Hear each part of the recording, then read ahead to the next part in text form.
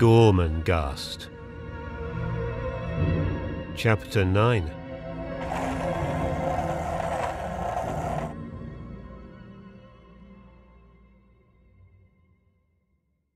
There was an all-but-forgotten landing high in the southern wing, a landing taken over for many a decade by succeeding generations of dove-grey mice. Peculiarly small creatures, little larger than the joint of a finger and indigenous to this southern wing, but they were never seen elsewhere. In years gone by, this unfrequented stretch of floor, walled off on one side with high banisters, must have been of lively interest to some person or persons. For though the colours had to a large extent faded, yet the floorboards must once have been a deep and glowing crimson, and the three walls the most brilliant of yellows. The banisters were alternately apple green and azure, the frames of the doorless doorways being also this last colour. The corridors that led away in dwindling perspective continued the crimson of the floor and the yellow of the walls, but were cast in a deep shade. The balcony banisters were on the southern side, and, in the sloping roof above them, a window let in the light and, sometimes, the sun itself, whose beams made of this silent, forgotten landing a cosmos, a firmament of moving motes, brilliantly illumined, an astral and at the same time a solar province, for the sun would come through with its long rays, and the rays would be dancing with stars. Where the sunbeam struck, the floor would flower like a rose, a wall break out in crocus light, and the banisters would flame like rings of coloured snakes.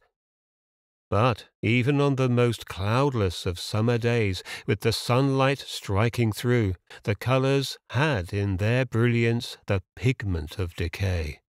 It was a red that had lost its flame that smouldered from the floorboards. And across this circus ground of bygone colours, the families of the grey mice moved.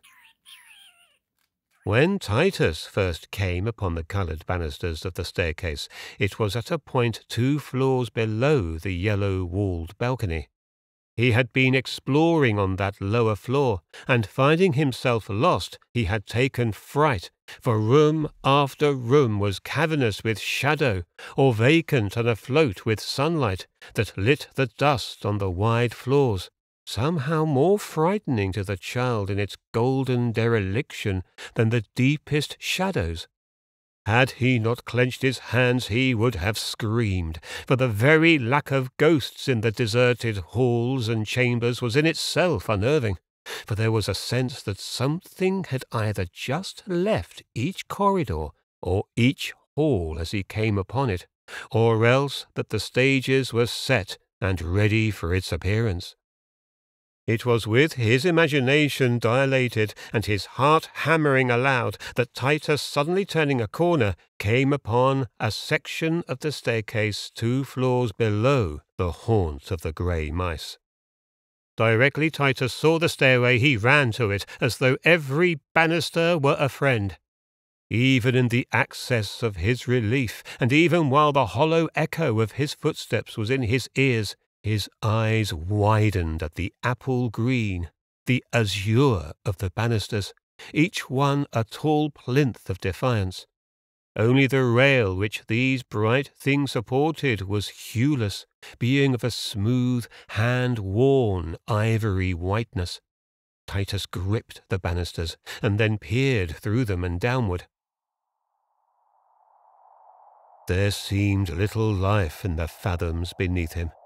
A bird flew slowly past a far landing.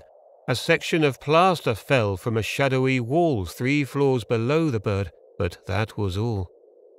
Titus glanced above him and saw how close he stood to the head of the stairway.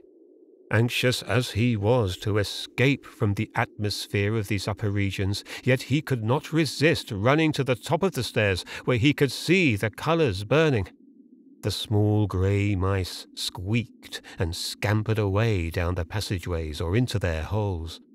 A few remained against the walls and watched Titus for a short while before returning to their sleeping or nibbling. The atmosphere was indescribably golden and friendly to the boy, so friendly that his proximity to the hollow room below him did little to disturb his delight. He sat down, his back against a yellow wall, and watched the white motes manoeuvring in the long sunbeams. "This is mine! Mine!" he said aloud. "I found it!"